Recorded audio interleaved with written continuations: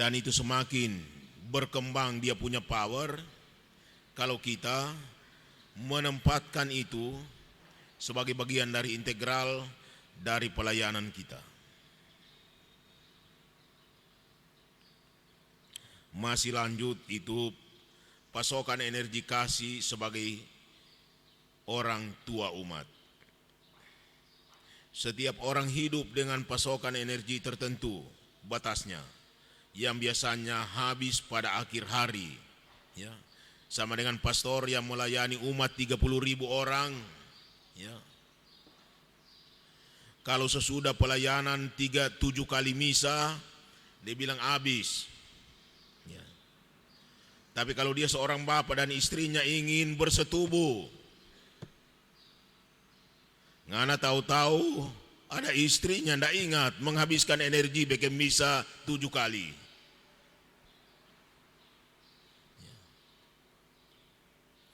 Coba 3 kali saja supaya masih ada sisa tenaga pulang.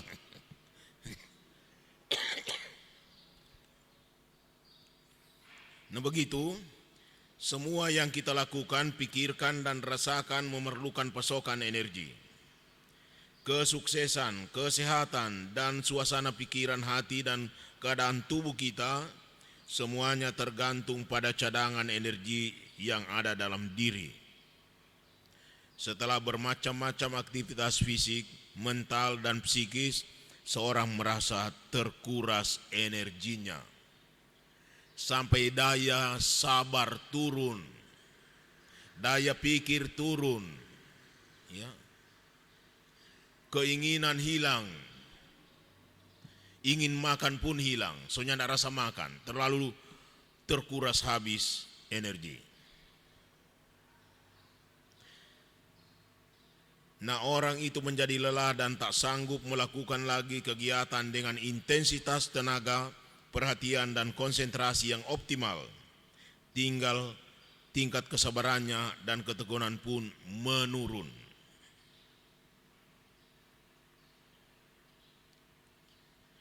Dan efektivitas penggunaannya membuat seseorang dapat juga melakukan hal-hal besar dan juga hal-hal di luar nalar berkat adanya cadangan atau deposito energi khusus. Dan kaum selibater memiliki itu dalam statusnya sebagai selibater. Selibat imam menjadi salah satu bentuk deposito energi khusus itu. Selibat imam bukanlah sembarang bentuk selibat, ya. Tetapi menjadi salah satu cara memasok energi khusus yang diproduksi dari sumsum tulang kita untuk kemudian menjadi energi rohani dalam hidup dan pelayanan kita. Begitu beberapa hal, masih ada banyak hal bisa dibicarakan tentang pentingnya tentu pembinaan selibat dalam persiapan calon-calon imam. Dan penting juga membicarakan selibat dalam rekoleksi, dalam retret, dalam khotbah, supaya harta pusaka yang mahal ini bukan menjadi permata yang disimpan di brankas supaya aman dan nyaman. Tapi ini adalah harta pusaka yang diberikan supaya kita memanfaatkannya sebagai energi kekuatan pelayanan kita sebagai imam.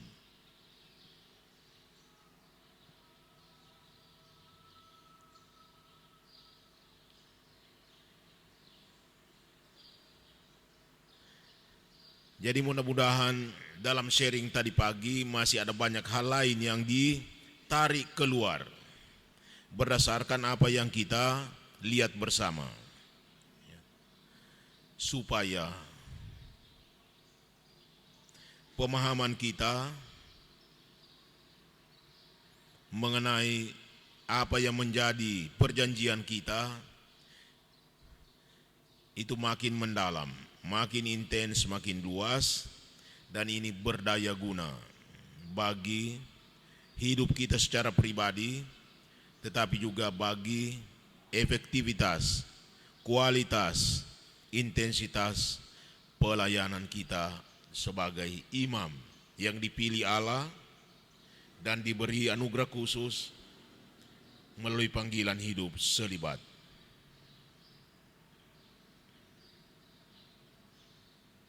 Bapa Suci sudah membuat banyak dokumen, konsili juga bicara banyak tentang itu, tetapi retret kita hanya bicara sedikit menyinggung itu supaya kita menyadari kekayaan yang selama ini dikubur dalam ketidaksadaran.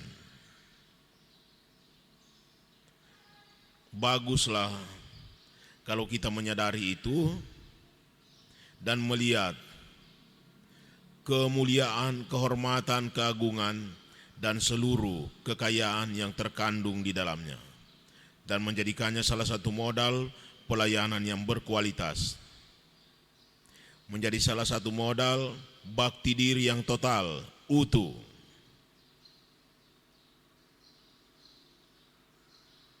Bukan untuk mencapai kesucian dan kekudusan seperti yang dipuji-puji orang, tapi kesucian dan kekudusan yang membuat kita tak terpisahkan dari Allah, yang membuat kita setia kepadanya, membuat kita menjadi alat yang sungguh berharga dan berguna di tangan Allah. Waktu Tuhan Allah memanggil Paulus, bilang kepada Ananias, dia itu adalah alat yang berharga di tanganku. Dan dia akan tahu betapa banyak penderitaan yang harus dia tanggung karena namaku. Begitu selibat seharusnya juga menjadi, tadi sudah dibilang, spasi spiritualitas, di mana kita mengalami kehadiran Tuhan, kesatuan dengan Dia dalam keheningan, dalam kesendirian, dan tahu siapa kita ini dan apa semestinya yang kita perbuat. Jadi tidak usah menangis-menangis di pastoran karena sendirian. Ya. Mulai undang bapak-bapak, sehingga bapak-bapak meninggalkan istri-istri mereka karena menemani pastor yang kesepian. Kasihan pastor itu. Ya. Bilang pamai tua, bilang, tinggal jadi rumah kita mau pi batamang den pastor. Itu bilang, ngana tinggal jo pastor, kita nanti cari pai tua lain kalau begitu. Ya. Nah itu kalau kita sendiri tidak mampu melihat selibat sebagai salah satu sumber kekuatan kita yang bisa meneguhkan suami, istri, mereka menjadi setia satu sama lain. Ya. Pastor saja bisa tahan sendirian dan muka tetap bagus, berseri. Bangun pagi dengan penuh semangat, menunggu umat di gereja, misa, dan mendoakan seluruh umat, baik yang hadir maupun yang tidak hadir. Karena dia tahu, untuk itulah dia dipanggil, untuk itu dia diutus, untuk itu dia ditebiskan, dan untuk itu dia menjadi kebanggaan dan harapan seluruh umat.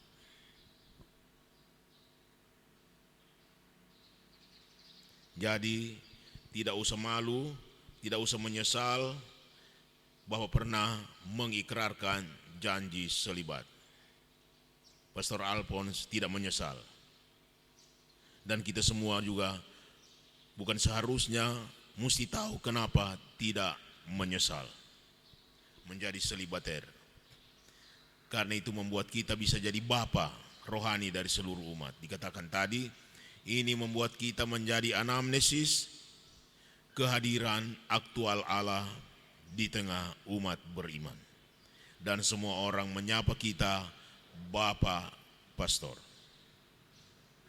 setiap orang yang berlutut di depan kita, waktu pengakuan dia mengucapkan, berkatilah saya, ya Bapa, karena saya ini orang berdosa. Dia tidak usah takut, tidak usah curiga bahwa dosa-dosanya akan salah terucap ketika pastor itu bicara dengan istrinya. Ya. Karena dia tidak punya istri. Ya. Dia sudah berjanji untuk buat itu. Maka dia menjadi kepercayaan umat. Umat bebas untuk datang kepadanya. Dia bebas untuk datang ke rumah umat, berkunjung ke rumah umat sebagai orang tua mereka. Ada satu anak ketik-ketik, dia bilang, pastor, itu pastor paroki kami sampai dia matinya tidak pernah datang orang pe rumah. Ya. Sudah juga kalau sudah mati, kalau masih hidup dan sudah pindah di tempat lain, juga tidak pernah mengunjungi wilayah rohani kita. Dia cuma sibuk hitung laba di pastoran, ya, dan membuat laporan persiapan monet. Ya. Itu bagus, tetapi selibat membantu kita dari kesibukan-kesibukan lain mengurus anak, istri, dan keluarga kita sendiri. Karena kita sudah bilang syarat menjadi imam tertabis adalah mengikrarkan janji selibat. Dan kalau begitu, kita semua totus tuus. Bilang kepada Tuhan Allah, bilang kepada setiap umat, totus tuus. Bagimu negeri, jiwa raga kami. Bagimu gereja, jiwa raga kami. Bagimu umat, bagimu jiwa raga kami. Ya, tidak ada yang lain, hanya satu di hati ini, Tuhan dan umatnya. Itulah power dari selibat kita. Semoga berguna dan menjadi berkat bagi kita semua. Tuhan memberkati kita semua. Amin.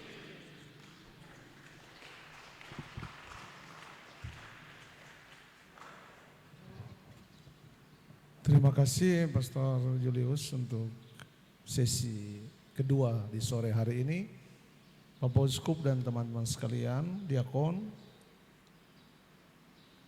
kita punya waktu kurang lebih 40 menit ke depan untuk permenungan pribadi. Jam 7 kita makan malam, lalu jam 8 kita adorasi di gereja. Terima kasih.